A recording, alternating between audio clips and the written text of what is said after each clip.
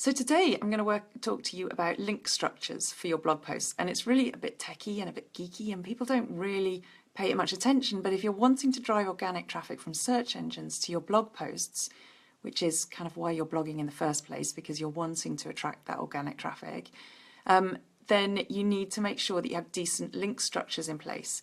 And it's really not difficult, so bear with me on this because it's worth paying attention to, and especially if you're starting out, it's really, really easy to get going with the correct link structure. It's much harder to change it later on. Well, it's not actually harder to change it from a WordPress website, but it's if you have already started gaining rankings, you need to be sure that you're not directing traffic to a dead link.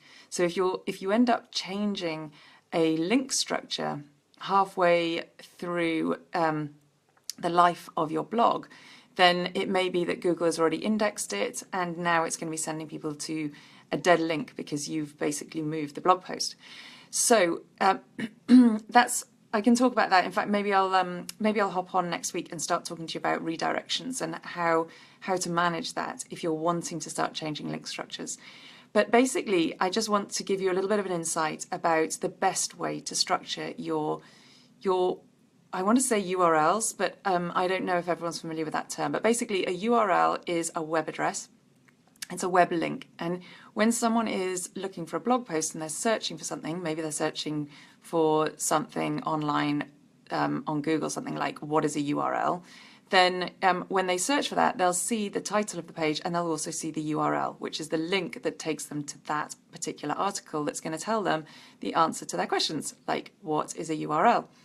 So, so the URL is really important. Hi, Raveen.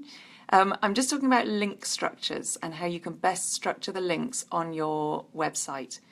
So what is often by default the generic URL structure that WordPress sets for you is often with a date. So you'll see that when you actually create your blog post, it'll have it might be something like, on my website, it might say something like azuremarketing.com/17/ that's for the year 2017 /01 for the month /25th for the 25th, and then the title of the blog post. Now, it just gives Google and Bing and Yahoo a lot to plow through when they're looking through all of those numbers. They actually don't need it. And also what it's saying to Google and the search engines is that your website and your web post that you've just posted is date specific. So when you're writing content, you want to be writing stuff which has some kind of longevity, which we call evergreen. So that means it's as relevant today or it's as relevant tomorrow as it is today, and it's as relevant in 6 months' time as it is today. And for some topics, that isn't always the case. But if you're a fitness coach, for example, getting fit, you know, some of the techniques are going to be valid 10 years from now. With my kind of industry, it's not so much the case because things are moving so fast in web design and online marketing. But nevertheless, the date handle that is used by default in some of your WordPress structures is misleading Google, and it's telling them that it's date specific, which means that if people are wanting to look for something like how to lose weight in the next 30 days, if it's date specific, then Google's not going to give you as much authority on that link. So the really quick and easy way of fixing this on your WordPress website is to go to Settings, which is down on the left-hand side of your WordPress admin area, and you click on something called permalinks. And permalinks are basically what is the structure of the actual URL that you're using. So I'm just behind this, I've got my screen up. The common settings, it's got our default, which is basically where it would say your URL, sorry, your domain name. So azuremarketing.com /, and then it would have a question mark, P equals 123. So basically it's just a string of numbers and characters which mean nothing. So you definitely don't want to select that one. The next one that it often selects is the day and the name. So it might have the date and then the name of the post. You also don't want to select that. It might have the month and the name, Again, don't select that, because basically what it's doing for between every forward slash, it's adding another folder. So you want to really minimize the amount of folders that Google is having to search through in order to find your content. You can do it by numbers, so it gives you a numeric option. Don't do that. But what you do want to click on is post name. So you're going to go to settings, permalink, and then you're going to click on the post name option. And what that will do is it will give you a really user-friendly permalink, web link, URL, whatever you want to call it. So my link for my article that might be about how what is a URL would be azuremarketing.com/what is a URL. And can you see how much friendlier that is? So if you have a big website and you need to include categories, you can do that. So you could have subfolders. So you might have, let's just say you're selling makeup. So you might have a subfolder called makeup, and you might have a subfolder called foundations, and another subfolder called lipsticks, and another subfolder called eyeshadows. Like in my instance, I might have a subfolder called marketing, a subfolder called emails, a subfolder called WordPress resources. So you would categorize it by whatever your most common topics are. So at least it makes sense, but don't start adding lots and lots and lots of subfolders. So I know that sounds really geeky, but just to give you an insight into this, a guy called Neil Patel, who's a big authority on search engine optimization in the industry, he ran a few searches and he found that less than 11% of searches that landed, or search results that land on the first page of Google, had a date structure.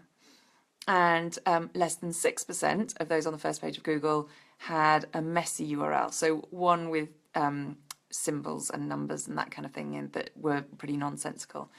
So it just goes to show that, and that was just, that's not any kind of official research that he did, but he just ran hundreds of searches and just made a note of the discoveries that he found and the results that came up. So it's just quite interesting. Do not use a date URL if you can help it. Now, if you've already started blogging and you are already using a date URL and a date structure, don't panic, because you can change it. You can literally just go to your settings and permalinks and change the permalink structure. What you need to be aware is if you're already driving traffic, if you already have articles that are ranking well, you will lose those rankings because you're basically killing the old link. And so when Google starts sending traffic, because they've already ranked you, then, hi Alana, then you need to make sure that actually you are redirecting that traffic so that Google knows that you've moved the page. So that's a whole new topic, and I will come on next week, probably on Monday, and speak to you about redirection. So if you are restructuring your site, then I'll talk to you about how the best practice for doing that. But in the meantime, what I'd love you to do is go to your settings in WordPress and look at permalinks and see what you're using. And if you're just starting out, or if you don't have much traffic, if you're not driving traffic in any way, and you don't have many visitors yet, you're just getting established, I would go ahead and make that switch anyhow.